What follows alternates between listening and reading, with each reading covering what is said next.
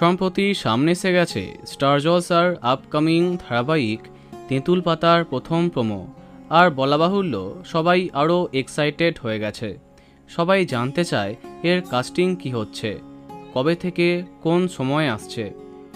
সব বিষয়ই exclusive video দিয়েছি, আই বাটনে সেগুলি পেয়ে যাবে।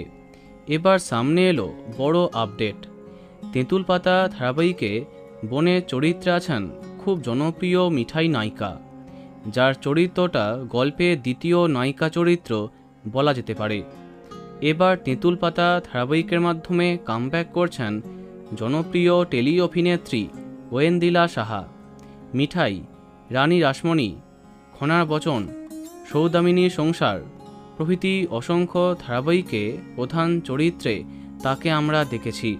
রানী রাসমণিতে গৌরবের স্ত্রী চরিত্রে তিনি কাজ করেছেন।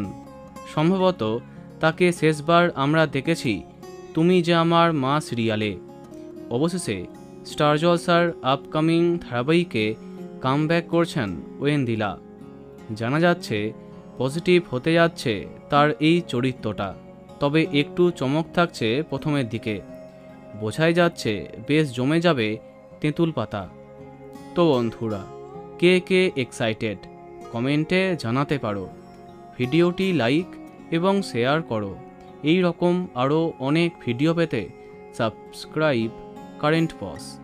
ধন্যবাদ।